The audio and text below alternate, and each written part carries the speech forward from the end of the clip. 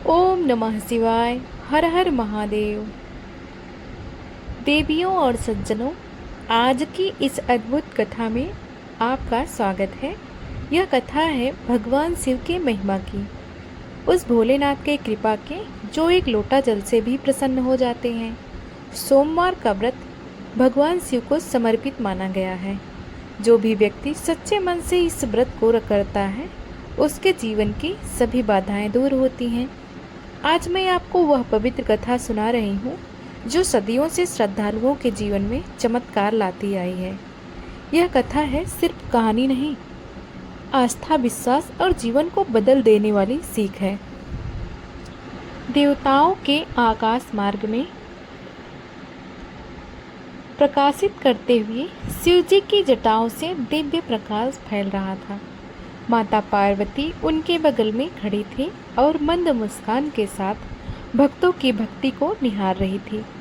ऋषि नारद दूर से आते ही प्रणाम कर बोले, भोलेनाथ, आपकी सोमवार व्रत की महिमा तो अपार है।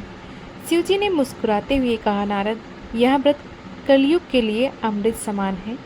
उसी समय धरती पर एक नया प्रसंग प्रारंभ होता है। एक नगर, एक राजा और एक परीक्षा की कहानी।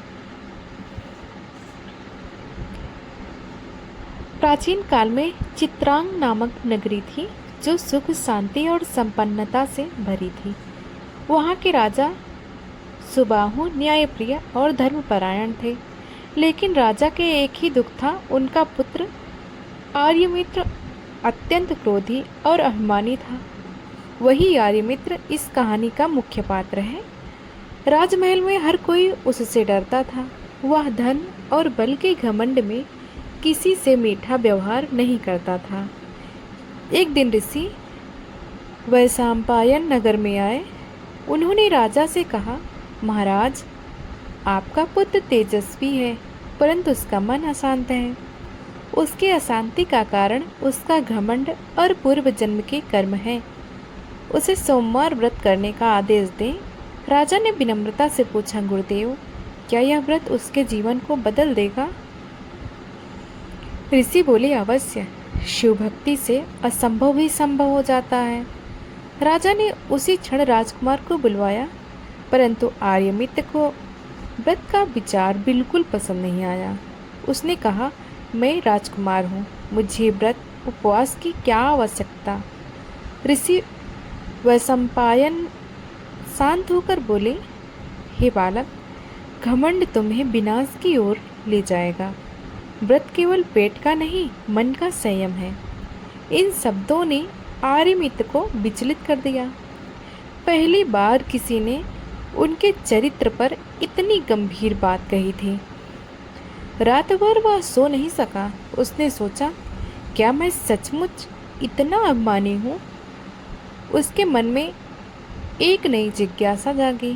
अगले सोमवार वह प्रातः जल्दी उठ गया, स्नान कर स्वच्छ वस्त्र पहनकर शिव मंदिर पहुंचा। वह पहली बार किसी देवता के सामने झुका। उसके भीतर कुछ पिघल रहा था। उसने पहली बार नम्रता का अनुभव किया। उसने धूप, दीप, बेलपत्र और जल अर्पित किया।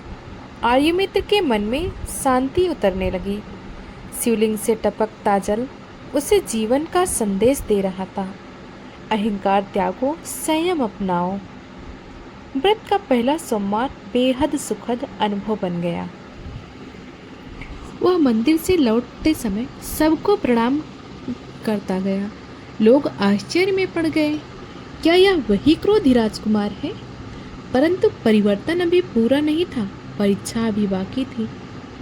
शिवजी ने पार्वती से कहा, देवी, इस बालक का परिवर्तन सतही है या वास्तविक, यह देखना आवश्यक है। मैं उनकी परीक्षा लूँगा। उसी शाम राजमहल के द्वार पर एक भिखारी आया। उसने बहुत विनम्रता से कहा, राजकुमार, मुझे थोड़ा भोजन चाहिए। आर्यमित्र ने दया से कहा, आओ बैठो, मैं भोजन मंगवाता हूँ।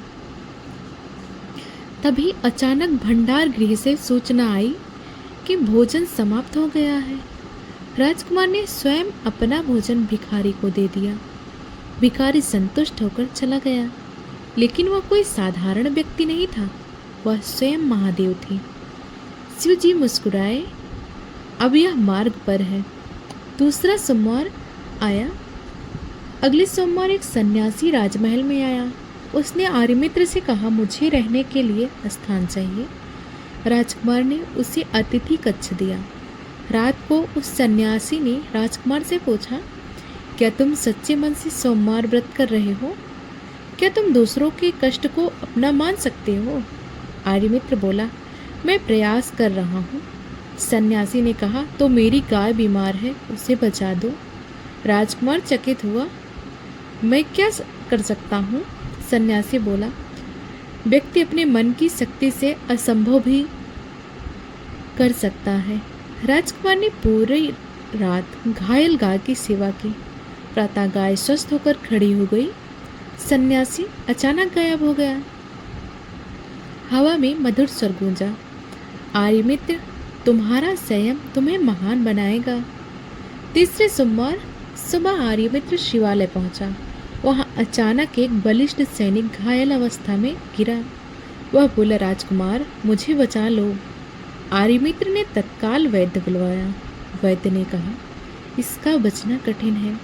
राजकुमार ने कहा, इसका जीवन मेरे जीवन से अधिक मूल्यवान है। उसने अपनी राजकीय विश्रांति छोड़ सैनिक को दे दी। पूरे दिन वह सैनिक के साथ बैठा रहा। धीरे धीरे सैनिक की जान बच गई। सब आश्चर्य कर रहे थे, ये वही घमंडी आर्यमित्र है। परंतु सैनिक का असली रूप देखकर वे और चकित रह गए। वह स्वयं महादेव थे। शिवजी ने अपने वास्तविक रूप में प्रकट होकर कहा, हे पुत्र आर्यमित्र, तुमने 3 परीक्षाएं पार कर ली है। अब तुम्हारे अहंकार का अंत हो चुका है। तुम्हें धर्म, दया और विवेक की प्राप्ति हो चुकी है। आर्यमित्र ने आनंद से झुक गया। उसने कहा, भगवान, मैं हर सोमवार आपका व्रत रखूंगा। शिवजी बोले, ऐसा करो और तुम्हारे राज्य में सदैव सुख शांति बनी रहेगी। इस कहानी से यह शिक्षा मिलती है कि अहंकार से बड़ा शत्रु कोई नहीं। व्रत मन, बुद्धि और चरित्र को शुद्ध करता है। जो शिव में दृढ़ विश्वास रखता है, उसके जीवन की दिशा बदल जाती है। यदि आपको यह सोमवार व्रत की कथा पसंद आई हो तो वीडियो को लाइक ज़रूर करें और हमारे चैनल को सब्सक्राइब करें, बेल आइकन दबाएं ताकि सबसे पहले आने वाली सभी कथाएं आप तक पहुँचें। ओम पार्वती पते नमः। हर हर महादेव।